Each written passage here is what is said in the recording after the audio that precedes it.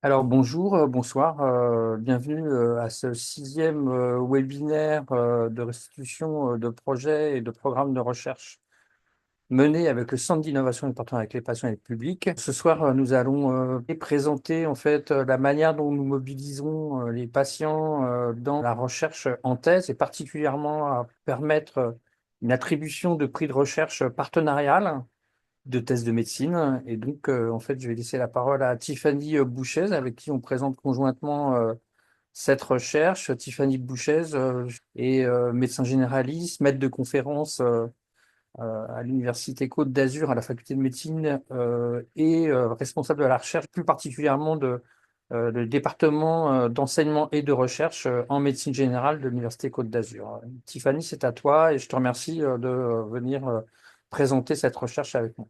Merci pour l'invitation.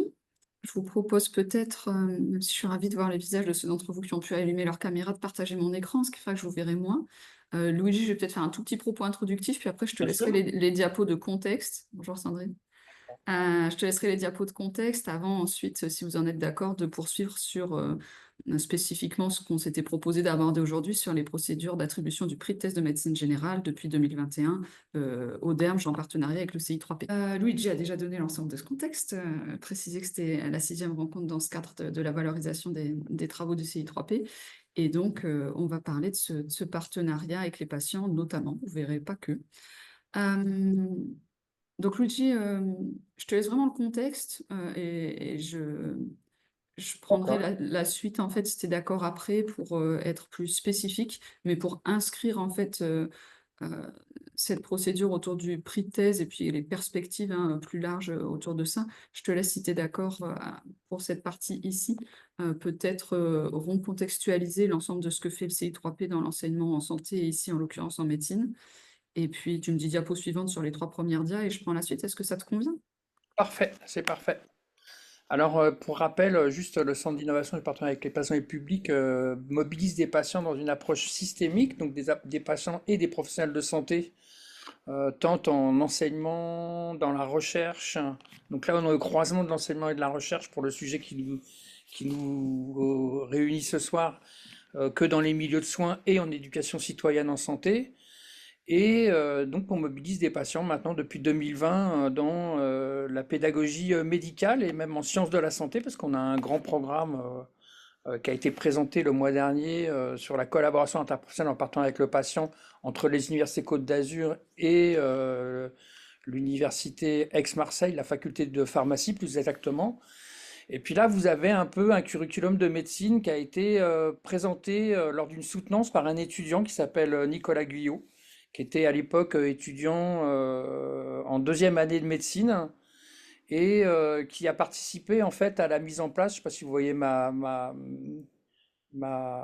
flèche, à la mise en place en fait des examens cliniques structurés qui se passent en deuxième cycle des études de médecine, donc les Écosses, qui est un examen phare en fait de la réforme du deuxième cycle des études de médecine et dans lesquels on a institutionnalisé à partir du travail qu'il a fait dans le DU, en fait, avec un autre étudiant, dont j'ai oublié le nom, des Écosses qui sont maintenant organisés avec un patient partenaire en consultation et un tandem de partenariat patient partenaire médecin qui évalue, mais dans une dimension formative. Et ces Écosses, en fait, sont des Écosses qui valident en fait le stage de médecine générale quand le stage de médecine générale est fait en quatrième, cinquième ou sixième année pendant le semestre. On intervient, vous voyez, sur tout le cycle, hein, donc on est sur le LAS littérature depuis 2 ans maintenant, en première année de médecine. C'était une des difficultés avant d'entrer dans les études de première année. On est dans des cours en premier, deuxième et troisième cycle, donc je ne vais pas me détailler tous les cours. Et donc, on a un certain nombre de cours qui sont obligatoires, et puis des modules en bas qui sont en orange, qui sont eux optionnels, comme les DU Art du soin en partenariat avec le patient, des séminaires autour d'ateliers inspirés de la médecine narrative et autres. Et on a donc effectivement monté la première formation en partenariat à l'éducation thérapeutique au sein de l'internat de médecine générale, Donc on a formé, grâce à un financement de l'Agence régionale de santé, ensemble des médecins enseignants et des patients partenaires. Et après, sous la supervision du CRES, PACA, du Centre régional d'éducation en santé, on a conçu la formation entre médecins et patients et on l'a mise en place sous la supervision du CRES pendant la première année. Donc c'est une formation qui tourne maintenant depuis plusieurs années et qui se donne au fur et à mesure de l'internat en médecine générale. Suite à la mise en place de ça, on a eu l'idée vraiment, il y avait un prix de thèse de médecine générale qui existait déjà et de le rendre en modalité partenariale. Et donc voilà. Pour C'est revenir cool. à la dimension systémique, en fait, qu'effectivement, on mobilise des patients, vous voyez, dans l'enseignement, mais ça je l'ai déjà dit tout à l'heure, dans les milieux de soins, dans la recherche et en éducation citoyenne en santé, avec pour objectif vraiment, en fait, d'avoir une population de patients partenaires. Et la condition pour ça, c'est qu'ils rencontrent des professionnels partenaires. Donc notre ambition, c'est vraiment que chaque patient puisse rencontrer et devenir partenaire en rencontrant des professionnels partenaires ou des pairs partenaires. Et que, donc voilà, et pour ça, on mobilise des patients dans l'ensemble du système de santé afin d'arriver à ça. Et les patients sont recrutés sur des compétences mobilisant leur savoir expérientiel et ils sont accompagnés dans les dispositifs. Là, on a mis un dispositif patient coach, mais on peut l'appeler n'importe comment. Mais c'est le fait qu'ils ne sont pas lâchés dans la nature. Et donc là, on parlera, je te laisse juste après sur la zone co-chercheur-recherche, vous voyez en gros à droite de l'arbre. Hein, on pourra aborder un peu l'ensemble de ce continuum-là, mais on parlera notamment effectivement de l'évaluation. Mm. Voilà. Et puis, bah, vous dire que en fait, bah, dans notre approche, on accompagne les équipes de professionnels ou les équipes de professionnels avec des patients dans un continuum hein, qui va en fait bah, de l'approche classique, c'est-à-dire un peu passéiste maintenant, mais qui existe encore, hein, assez paternaliste, jusque en fait au modèle partenariat en accompagnant de là où sont en fait les équipes pour les amener vers la rangée complètement à droite qui en fait mobilise le partenariat. Et là, on se concentre vraiment dans la case enseignement avec quelques grilles de lecture de ce que sont ces approches, quoi. Je vais pas les détailler ici, je vais laisser. Donc, effectivement, les deux lignes du bas, merci Luigi pour la mise en contexte de ta perspective de co-directeur de CI3P. Les deux lignes du bas, là, qui sont l'enseignement et la recherche, parce que là, on va le voir, la thèse de médecine générale, on essaye d'enseigner le processus de recherche à nos étudiants. Et ben, il est à cheval entre les deux. Incroyable, c'est bien, on est cohérent, tout va bien. Tu veux prendre un temps là-dessus, Luigi? Ouais, juste vous donner un peu une grille de lecture générale, hein. Donc on a mis là, c'est Olivier Lasvernias, un collègue avec qui j'ai beaucoup travaillé, avec qui je retravaille encore d'ailleurs, avec qui on avait écrit sur les savoirs expérientiels, qui a établi ce tableau en prenant en fait en bas à droite, en bas en fait deux méthodes de BM en fait de recherche médicale pour la recherche de médicaments ou autres hein, qui sont diphtériques, c'est plutôt vraiment de la recherche pharmaceutique et oérique. En fait, c'est un système en fait de recherche large de BM avec la méthode de John Dewey, hein, qui est une écoute en fait de la population générale. Voilà, il y a des phases d'observation, des phases à partir de l'observation, à partir de laquelle on va en fait émettre une hypothèse et donc développer une question de recherche. À partir de ça, on va monter un terrain d'expérimentation où on va en fait aller étudier une population. On va recueillir des données. Ces données, elles vont être analysées, interprétées, et en conclusion, il y aura une conclusion de la recherche et puis la diffusion de la connaissance. Ce tableau, là, vous avez aussi la méthode plus sciences sociales, mais qui reprennent à chaque fois le même continuum de recherche, et que la question se pose de savoir à quel moment en fait on peut mobiliser des patients. Alors pendant longtemps, on a mobilisé les patients en fait sur l'expérimentation un peu comme des données biologiques hein, ou des données psychologiques, psychiatriques, etc. Et puis on a analysé les données. Et puis après, on a commencé à mobiliser de temps en temps des patients pour interpréter. Et nous, on essaye de mobiliser des patients dans tout ce continuum-là. Si. Je passe à la diapositive suivante qui est vraiment plus spécifique. Et cependant à l'ouvrir à tout moment pour m'interrompre, surtout comme je vous vois pas, pour me poser des questions en cours de route. Pour retrouver un peu plus d'éléments sur ce que je vais vous présenter, sous une forme un peu différente, j'ai mis ici en cartouche copiée là, un article qu'on a eu la chance de publier dans la revue Partenariat Soins Patients, Analyse. Et donc vous pourrez, accéder plus largement à voilà, quelque chose d'un petit peu plus construit, certaines références si vous le souhaitez à l'issue de notre, temps d'échange. Pourquoi est-ce qu'on s'est attelé à rendre le prix de thèse de médecine générale partenarial? Le département d'enseignement et de recherche en médecine générale cherche à appuyer ce qu'il produit en termes d'enseignement et de recherche, vous l'avez compris, sur trois piliers: la responsabilité sociale et territoriale des facultés de médecine et au-delà de ça des universités, donc qui vise à produire des professionnels compétents, érudits, pour, remplir les missions sociales qui sont attendues d'eux. En l'occurrence, pour nous, on forme les étudiants en médecine en troisième cycle, c'est-à-dire, 7e, 8e, 9e année, qui se spécialisent en médecine générale, puisque depuis 2006, c'est une spécialité. Certains citoyens l'ignorent encore, certains médecins peut-être aussi. L'autre pilier, c'est la collaboration interprofessionnelle, pour répondre aux enjeux, de l'évolution, à la fois de la complexité des tableaux de santé des personnes avec, plus de maladies qui cohabitent, plus de conditions, la reconnaissance des conditions sociales, de la multifactorialité de la santé, bah, voilà, bref, la santé est plus complexe, les comportements de santé évoluent, les comportements de dispense de soins évoluent. Donc, pour, faire face à plus de complexité et en prenant aussi conscience de la complémentarité des savoirs, déjà professionnels et puis aussi des savoirs professionnels et des patients, voilà, la collaboration interprofessionnelle nous paraît, en tant que médecin généraliste, quelque chose d'important à soutenir, et à développer, auprès de nos étudiants et des différents publics auprès desquels on intervient. Et puis et même si, en fait, de mon côté, je le mets quand même à peu près comme, finalement très proche du deuxième pilier, mais à 2 piliers, enfin 2 jambes, c'est bien, mais un trépied, c'est stable. Il y a le partenariat patient. Donc, vous connaissez l'émergence du CI3P, après le développement, de la Maison de la médecine de la culture, du DUR du soin et donc, la sollicitation du doyen de l'époque du département de médecine générale pour, soutenir le développement du CI3P. Donc, le partenariat patient fait partie de nos, piliers.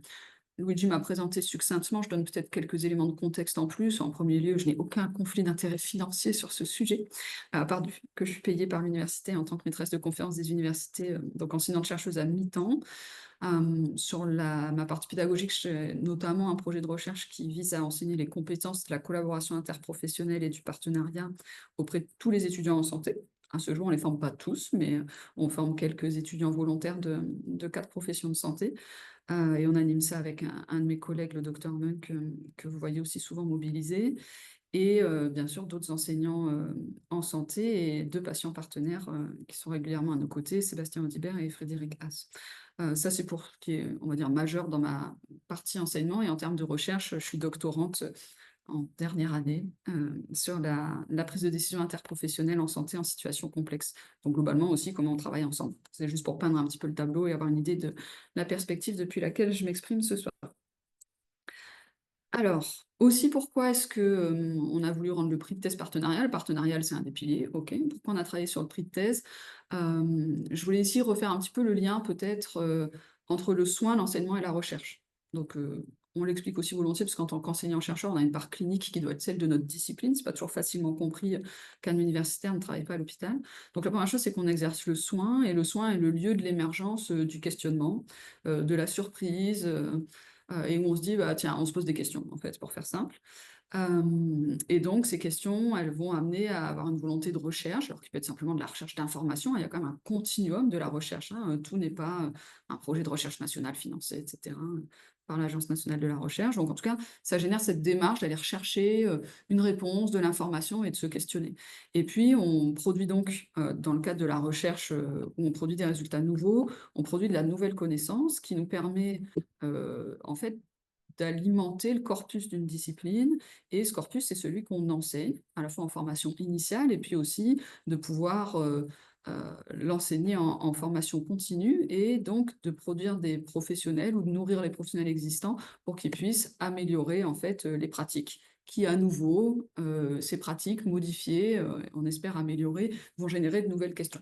Donc ça, c'est voilà, c'est comment est-ce que finalement, la recherche se positionne en fait, comme un élément d'un dispositif qui permet d'améliorer en fait la qualité, des soins. Et on peut reparler peut-être ici aussi succinctement, parce que je ne le détaille pas après, de cette, la thèse de médecine générale. Donc l'enjeu est pour l'instant, de produire un travail de recherche dans sa discipline. Ça offre aux étudiants des compétences en recherche, qui sont pas toujours accueillies par les étudiants comme étant hyper essentielles en fait à leur métier de médecin. On développe à côté aussi, des compétences de réflexivité, de recherche d'informations, par exemple dans notre formation infocritique.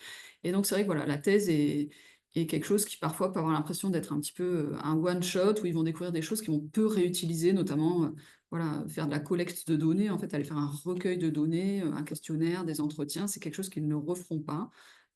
Luigi, je te laisse admettre les nouvelles personnes si tu es d'accord pour pas C'est fait. m'immobiliser. Merci.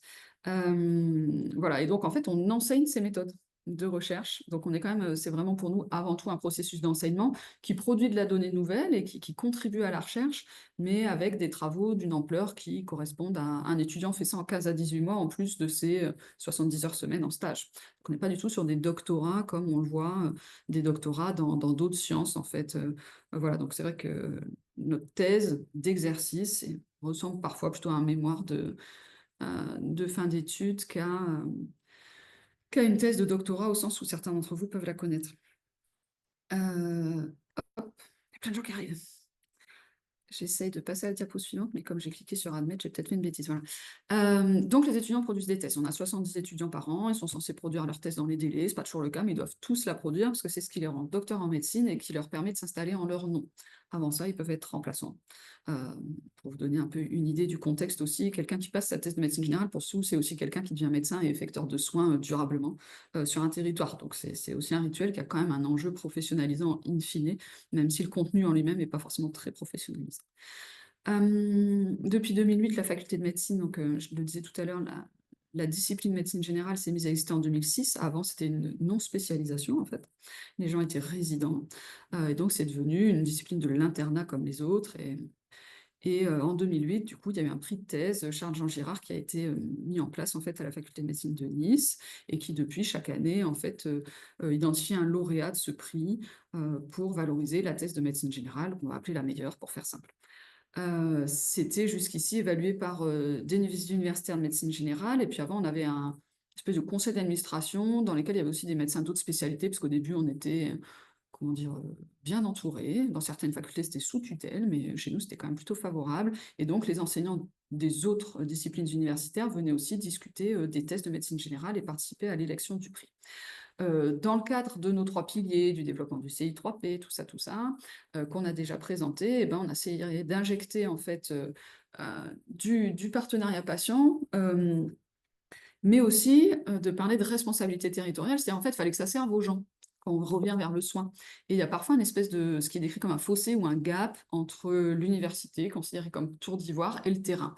On serait déconnecté, on exerce tous en soins primaires, important, mais on serait déconnecté et ça ne parlerait pas des vrais sujets. Enfin, voilà, il peut y exister une distance qui est peut-être en partie réelle hein, entre les universitaires et les praticiens non universitaires de chaque discipline. Donc, on a voulu aussi renforcer en essayant d'évaluer quelle thèse médecine générale était la meilleure, on s'est dit laquelle avait la plus grande utilité sociale d'une certaine façon, de la perspective des patients et premiers bénéficiaires du soin et acteurs du soin, et aussi des praticiens en fait. Donc on a aussi proposé d'intégrer ça, et donc on a voulu faire évoluer l'évaluation des thèses vers des évaluations en trinôme, patient partenaire, PP, universitaires de médecine générale, donc des gens qui sont à quart-temps ou à mi-temps à la fac, et maîtres de stage des universités, qui sont des médecins généralistes, qui ont quand même un petit lien avec la fac et qui faut être susceptibles aussi d'être intéressés pour participer, qui sont les médecins généralistes qui accueillent dans leur cabinet des étudiants internes en médecine générale. Peut-être votre médecin traitant est-il maître de stage des universités. Comme je ne vous vois pas, à nouveau, n'hésitez pas à me couper ou à lever la main si j'arrive à la voir. Est-ce qu'à ce stade, il y a des questions avant que je passe un peu plus loin sur comment est-ce qu'on s'est organisé pour faire ça? Je mets 2 secondes, vous peut-être de ce côté. Je vois la tête de Luigi qui a l'air serein et qui ne me fait pas des signes genre il y a des questions. Donc ok, je continue. Oui, Euh, on lève la main. ok. Donc, comment est-ce qu'on a fait? Oh bah tiens, on va mettre ces trois personnes ensemble et secouer. J'ai pas trouvé de shaker, donc ça paraît vachement plus violent de les découper en smoothie, mais c'était pas l'idée. Comment est-ce qu'on s'est organisé? Donc on a commencé en 2021. D'abord, il a fallu recruter des patients. Luigi, il en a parlé. Il s'est appuyé, sur les procédures du recrutement en se disant où est-ce qu'il est pertinent pour une personne, un patient, d'être mobilisé, quelles sont les personnes qui peuvent être appropriées en fait, au dispositif concerné en fonction de là où on est dans le grand continuum, de la première diapo, en s'appuyant sur le référentiel des compétences des patients partenaires. Donc là, on n'a pas mis l'image, mais que vous connaissez. Et donc 4 patients partenaires ont été mobilisés. J'ai remis ici le petit tableau qui dit en gros qui c'était. C'était des personnes qui avaient des compétences, au-delà des savoirs, expérientiels. Il y avait aussi des savoirs professionnels qui étaient appropriés quand même à la démarche, un peu scientifique ou d'évaluation.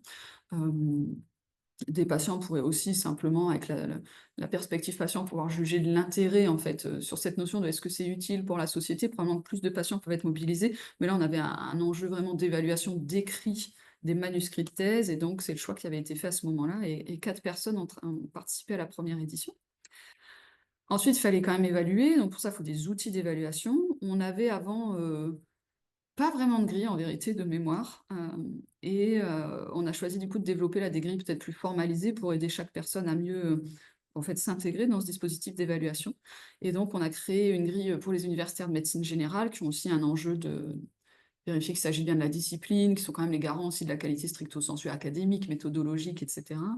Et puis une grille pour les maîtres de stage des universités, généralistes et les patients partenaires, qui vont avoir peut-être moins de facilité à évaluer certains points très méthodologiques parce que ce n'est pas leur savoir professionnel, mais qui pouvaient évaluer, beaucoup d'autres choses et vous l'avez compris notamment sur, entre guillemets, «l'utilité», à quel point est-ce que ça sert la société et la communauté. Je vous ai là capturé un petit peu l'écran de, la première fois, on avait fait un Word et puis en fait, on pouvait oublier de noter des points, c'était chiant de faire le total, et cetera. Donc finalement, on a fait évoluer vers un tableur. Donc là, c'est une capture d'écran du haut du tableur Excel que j'avais construit, pour permettre plus facilement de mettre des notes. En fait, vous voyez en colonne 3, on va juger si l'item est pas du tout, plutôt non, plutôt oui ou tout à fait, «rempli» entre guillemets et ça met en notes. Mais ça permet de partir d'une échelle qui est plus, en fait, littérale, pour ensuite, faire la note et puis il y a un petit cartouche rouge que je ne l'ai pas mis, mais si on n'a pas rempli, il y a un flasheur rouge qui dit: «Tu as pas rempli ta case» et au moins il n'y a pas des étudiants qui seraient lésés parce qu'on a mal rempli la grille, ce qui arrive à tout le monde. Voilà.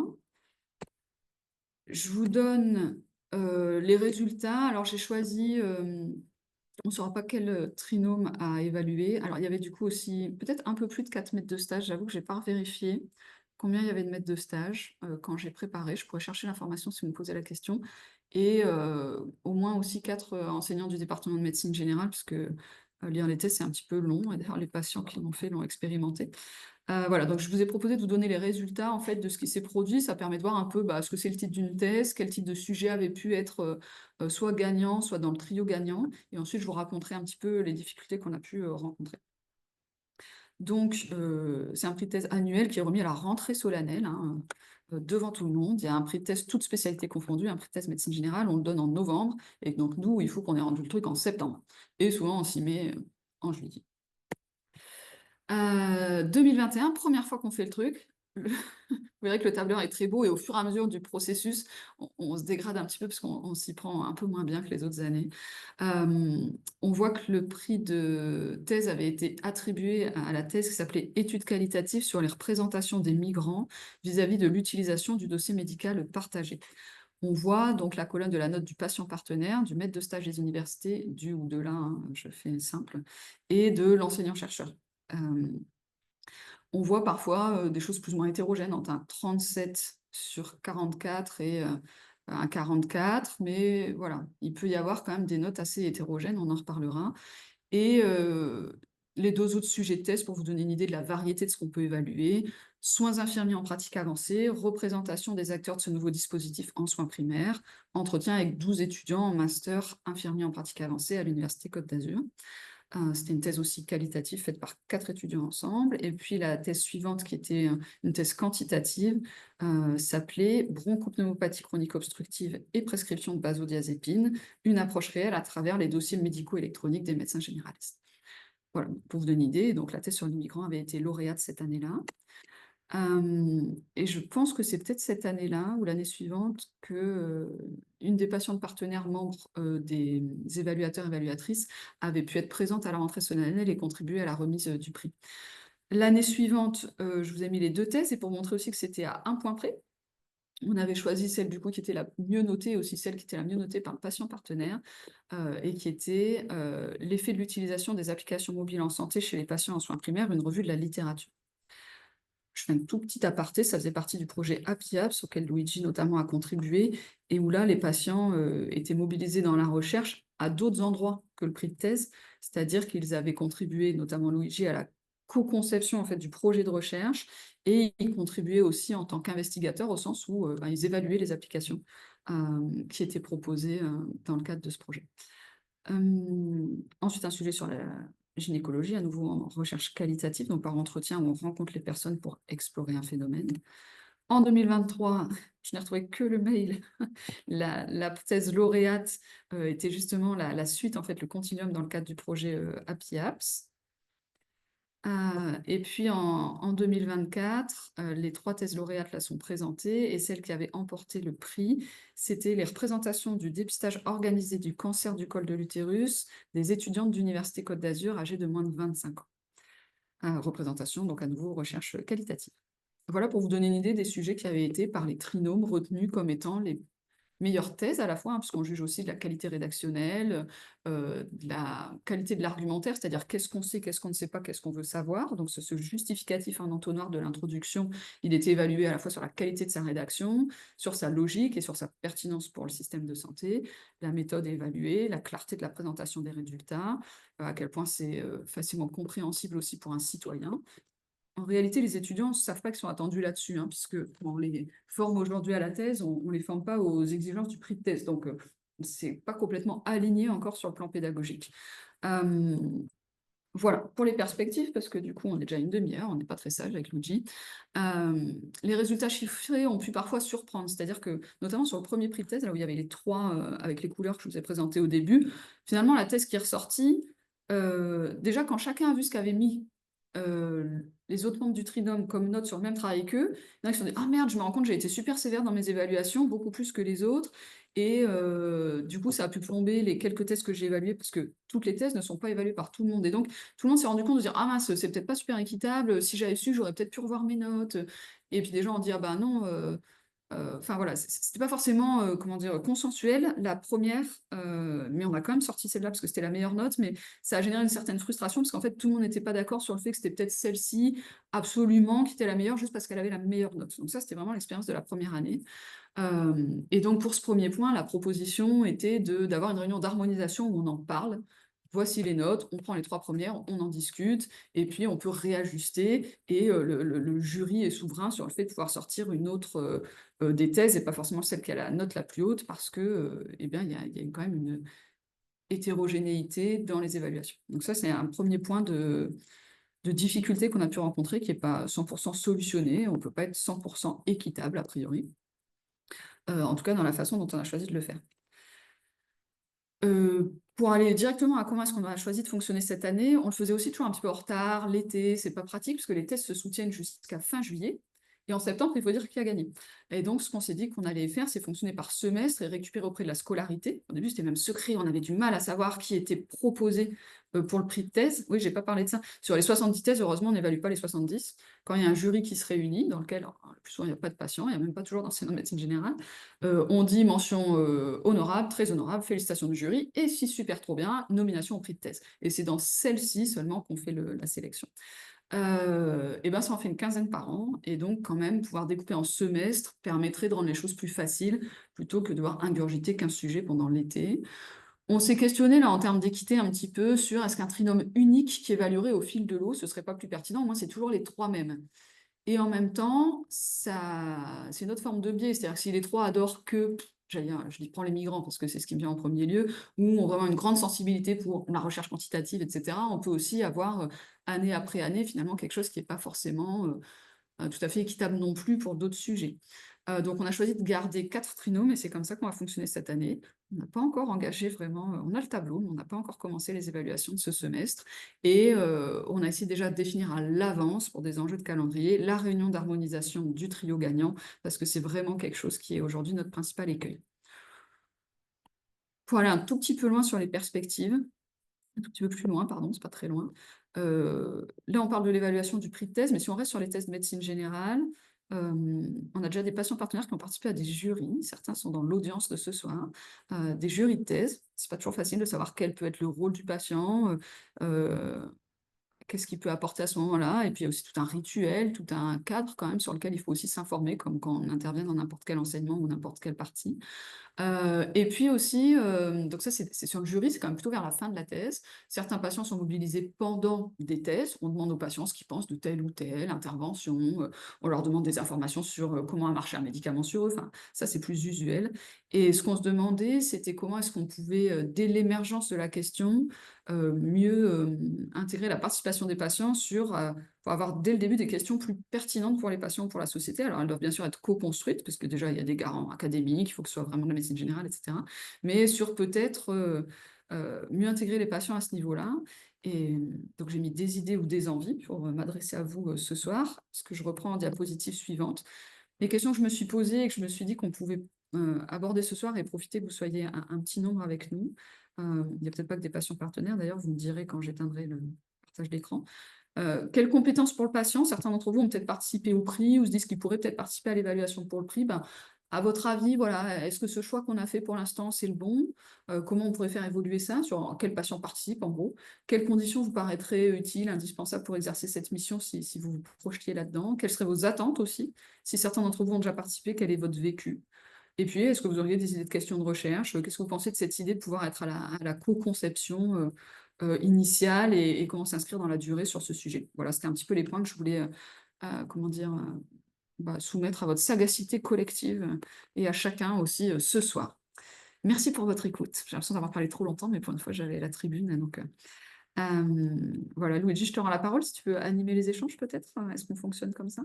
Merci. Je vais